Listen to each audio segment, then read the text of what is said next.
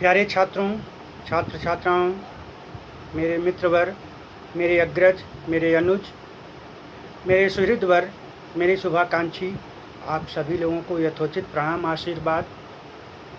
आज मैं छायावाद को के उत्तरार्ध की बातों पर चर्चा करूंगा। छायावाद की लगभग 1930 ईस्वी तक आते आते छायावाद में कुछ परिवर्तन होने लगा। वह परिवर्तन का मूल कारण क्या था? कविताएं ह्रास होने लगीं। लोगों को विषय वस्तु में चयन के लिए यथार्थता को अपनाना पड़ रहा था। यह सब इसलिए कि हमारे देश में विदेशी शासन का दमन चक्र निरंतर जारी था।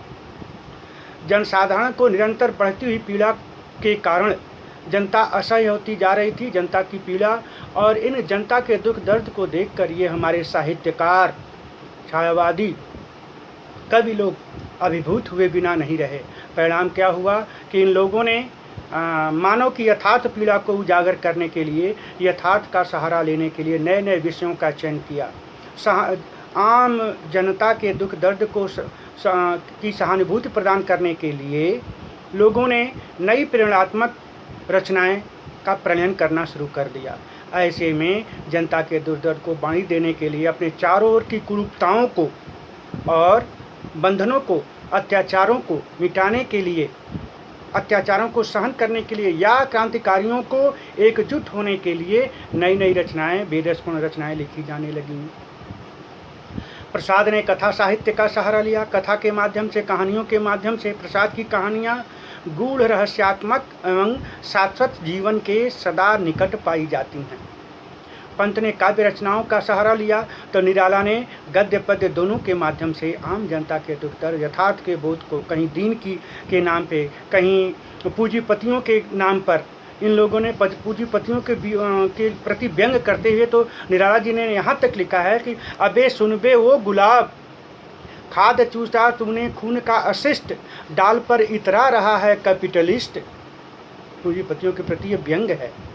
उन्होंने इन तमाम रचनाओं के माध्यम से जनता को सहारा तो दिया ही, आत्मसंवेदना को आत्म केंद्रित करने के लिए, आत्मबल बनाने के लिए उत्साहित भी किया और साथ ही साथ अपने विषयांतराल को भी परिवर्तित करने के लिए तैयार हो गए।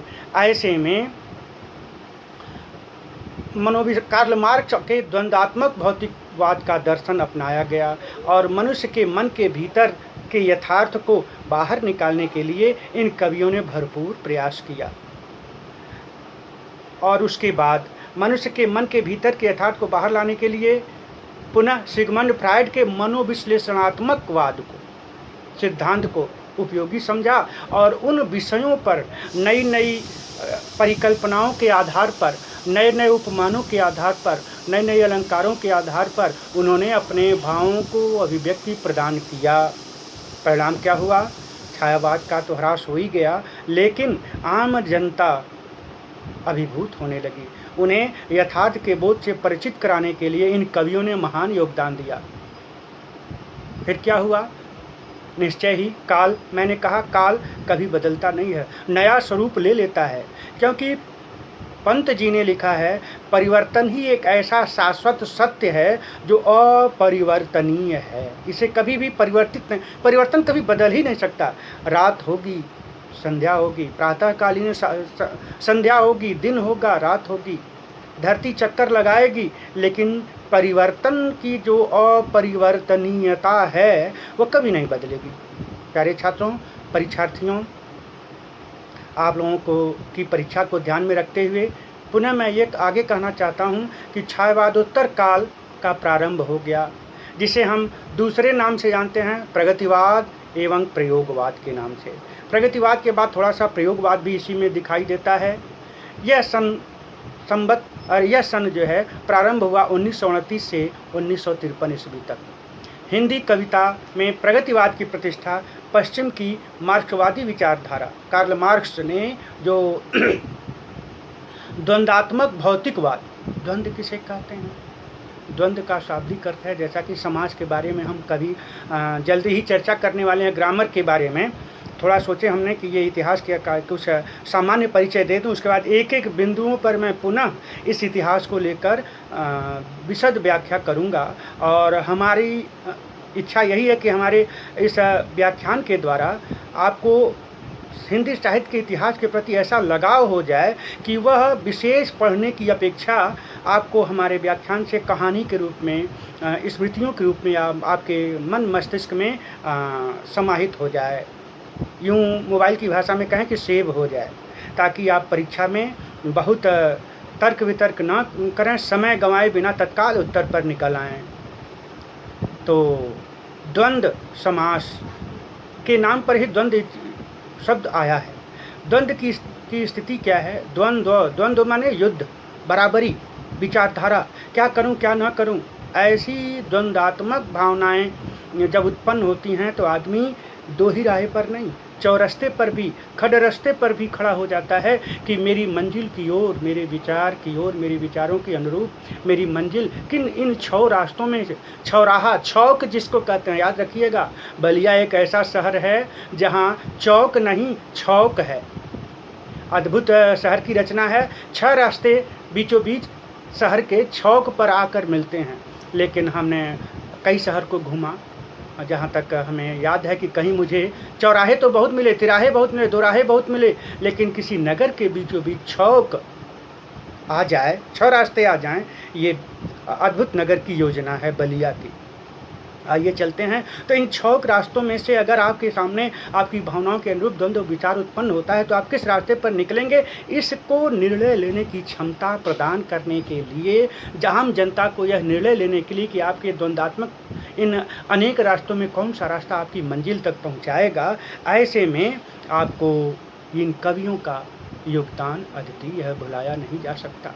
इनकी रचनाओं को पढ़ने पर ऐसा लगता है कि जैसे मानो ये उस काल की संपूर्ण रचनाओं और संपूर्ण सामयिक समताओं, विषमताओं और विशदताओं को इन्होंने जिया है, झेला है, और उस जीने और झेलने के बाद मन ही मन जो रास्ता निकाला, उस रास्ते को इन कवियों ने अपनी कविता में वाणी प्रदान की।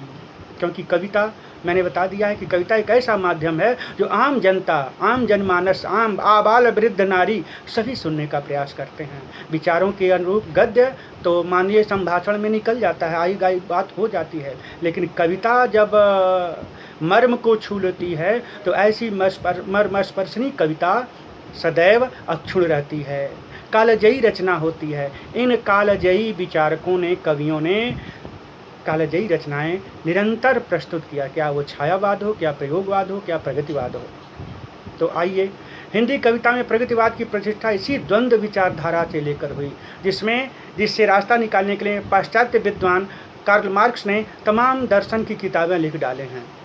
किंतु हमारे देश की भूमि पहले से ही इस जीवन दर्शन के लिए परिपक्व थी।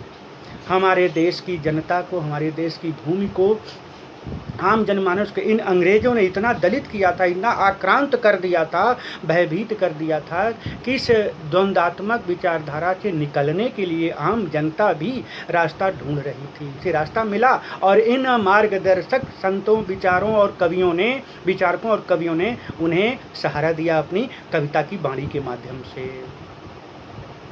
आइए आगे चलते हैं। सन 1971 में रूस में राज्य क्रांति के अनंतर सोवियत शासन स्थापित हो जाने पर भारतीय बुद्धिजीवी भी सर्वहारा वर्ग को संगठित करके जन क्रांति की बात सोचने लगे।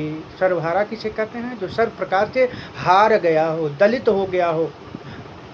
याद रखिएगा, दलित केवल एक ऐसे विशेष वर्ग को नहीं कहते हैं। दलित तो एक आम मनुष्य भी, चाहे वह किसी भी जाति वर्ग बंद का हो, वह दलित कहलाया जा सकता है जब उसके विचारों को रौंद दिया गया हो, दलन कर दिया गया हो, तब वह दलित कहलाता है। ऐसे में भारत की आम जनता दलित हो गई थी इन अंग्रेज गोरों के द्वारा। ऐसे में इन कवियों ने इन आम जनता को, आम जनमानस को, आम श्रवण को, आम कान को इन लोगों ने अमृत रस घोला और जीवन जीने की नई नई प्रेरणा देते हुए कर्म करने को भी प्रेरित किया। ऐसे में सूर्यकांत त्रिपाठी निराला, बालकृष्ण शर्मा नवीन, सुमित्रानंदन पंत, गजानन माधव मुक्तिबोध, ये तो क्रांति के कवि हैं। इनकी एक एक रचनाएं मानो मील का पत्थर होती हैं और ये स्वयं कालजयी रचनाएं लिखते हैं। इन लोगों ने अपने इस नए विषय, नए वाद को लेकर एक क्रांति ही मचा दी और इस क्रांति का नाम प्रगतिवाद रखा गया कि हम इन अंग्रेजों के बीच रहते हुए भी निश्चय ही प्रगति करेंगे और अपने सन्मार्ग को, अपने मुक्ति के मार्ग को तलाशते रहेंगे, तब तक दम नहीं लेंगे। इन लोगों की कविताओं में ऐसा यथार्थ बोध दिखाई देता है। धीरे धीरे पुनः प्रयोगवाद आया। ऐसे में प्रयोगवादी कवियों ने प्रारंभ में फ्रायड के मनोविश्लेषणात्मक सिद्धांत का प्रभाव विशेष रूप से था, लेकिन 1943 में एक और गुप्त भी और अगुप्त भी, गेय भी और अज्ञेय भी ऐसे महान क्रांतिकारी नायक, कवि और प्रचंड अभिव्यक्तिपरक रचनाओं को प्रदान करने वाले महाकवि अज्ञेय का जन्म हुआ, प्रादुर्भाव भी हुआ और इनका पूरा नाम है सच्चिदानंद हीरानंद वात्स्यायन अज्ञेय। ये अज्ञेय लिखते हैं, लेकिन ये सारी कविताएं ऐसी ज्ञेय हैं कि मानव को मनुष्य के उसकी मनुष्यता को बोध कराते हुए उसे यथार्थ के धरातल पर अवश्य ही ले जाती है। बाद में इन्होंने तार सप्तक का प्रकाशन किया सन 1943 ईस्वी में। 1943 ईस्वी में अपने 7 कवियों के समूह को बनाकर इन्होंने सप्तक नाम रखा उस पत्रिका का, और उसमें 7 कवियों की रचनाओं को उसमें प्रकाशित कराया। ये 7 कवि अद्भुत विचारधारा के कवि थे। इन लोगों ने नए नए प्रयोग किए, नई नई, जैसे लालटेन जैसी आँखें, बुझती हुई संध्या जैसे दीप आदि तमाम आशा निराशा के घोर अंधकार में रास्ता, मार्गदर्शन, दिव्य ज्योति जलाते हुए लोगों ने प्रगतिवाद को, प्रयोगवाद को स्थापित किया। ऐसे में तार सप्तक प्रकाशित हुआ और खूब धूम मचाई। प्रयोग सभी कालों के कवियों ने किया, अर्थात इस तार सप्तक के माध्यम से ऐसा नहीं था कि कोई विशेषवाद से ग्रसित रहा कवि और वह नई विचारधारा को, नई आवश्यकताओं को, नई रचनाओं को स्वीकार नहीं किया। ऐसा नहीं, सब लोगों ने स्वीकार किया और इस प्रयोगवाद में सभी लोगों ने अपना योगदान दिया। परिणाम क्या हुआ? नए नए विषय, नए नए लेखों पर, नई नई विचारधारा के अनुसार आम जनता को सन्मार्ग पर लाने के लिए और उसकी दुखती रगों को सहलाने के लिए, मैंने कहा ना कि स्वयं सर्वहारा वर्ग को केंद्र में रख करके इन कवियों ने शोषितों के प्रति सहानुभूति दिखाई। दीनहीन कविता के माध्यम से, दीन नामक कविता के माध्यम से, एक पंडित जी हैं जो सुबह मालपुआ बंदरों को खिलाते हैं, लेकिन वहीं पुल पर बैठे हुए एक दीनहीन भिखारी जो साक्षात कंकाल समान है, मृत प्राय है, उसकी ओर देखते नहीं क्योंकि वो दलित है या वो सर्वहारा है। ऐसे लोगों पर व्यंग करते हुए निराला ने, पंत जी ने, आदि कवियों ने, मुक्तिबोध ने तो क्रांति ही मचा दी। बालकृष्ण शर्मा, नवीन आदि कवियों ने अपनी वाणी दी और अंततः इन समस्त समस्याओं को अपनी उन कविताओं में ही समाधान भी ढूंढा और जनता इनके विचारों को अवगत की और उस अवगाहन किए हुए भावनाओं से ओतप्रोत होकर के पुनः नए मार्ग की तलाश की ओर कदम बढ़ाया। और फिर क्या हुआ? जनमानस में नई नई रक्त संचार हुआ और नई क्रांति हुई। और उस क्रांति का परिणाम आप जानते हैं कि अंग्रेज जो हमारे एक एक जनमानस को आक्रांत कर दिए थे, स्वयं आक्रांत होकर, भयभीत होकर के हमारे देश को छोड़कर चले गए, तब जाकर के आज़ादी मिली। ऐसा नहीं है कि, क्षमा करिएगा, ऐसा नहीं है कि केवल इन कवियों के ही माध्यम, नहीं, आम जनता भी सेना नायक बन करके, स्वयं एक एक दल, एक एक व्यक्ति, एक एक सैनिक बन करके, एक एक सेना बन करके लड़ाई लड़ा, क्रांति हुई, क्रांतिवीर लड़े, शहीद हुए और आज़ादी मिली। 15 अगस्त 1947 को जो हमारा देश आज़ाद हुआ, यह ऐसे ही नहीं हुआ, इसमें आम जनता का, आम कवि से लेके खास कवियों तक का योगदान रहा है। ऐसे में संपूर्ण योग्यता और संपूर्ण भयाक्रांतता योग्यता के आगे, सहनशीलता के आगे, कर्मठशीलता के आगे झुक गई और जो कहा जाता था कि इनके अंग्रेज़ों के राज्य का सूर्य कभी डूबता ही नहीं था, हमारे भारत देश से डुबा दिया गया और वो अपने देश को चले गए। ये अलग बात है कि विभिन्न प्रकार की समस्याओं में हमारे देश को छोड़ गए, लेकिन फिर भी हमारे देश के नेतागण, बुद्धिजीवी वर्ग और सैन्य बल, सैनिकों को मैं साधुवाद देता हूँ कि वो कभी हताश नहीं होते और निरंतर इनका सामना करते चल रहे हैं। जय हिंद, जय भारत, वंदे मातरम। पुनः मैं थोड़ा सा और चर्चा करूँगा अगले चैप्टर में, नई कविता काल, और इसके बाद ही मैं जो सन्निकट परीक्षाएं हैं समीक्षा अधिकारी या ISPCS से संबंधित या किसी भी परीक्षा से संबंधित भावी परीक्षार्थियों को जो परीक्षा कंपटीशन की परीक्षा में, प्रतियोगी परीक्षा में बैठने वाले हैं, उनके लिए मैं कुछ प्रयास करूंगा। आप लोग स्नेह बनाए रखिएगा और पुनः कहना ही है कि उत्साहवर्धन के लिए लाइक और सब्सक्राइब करते रहें और हमारे चैनल से जुड़े रहें।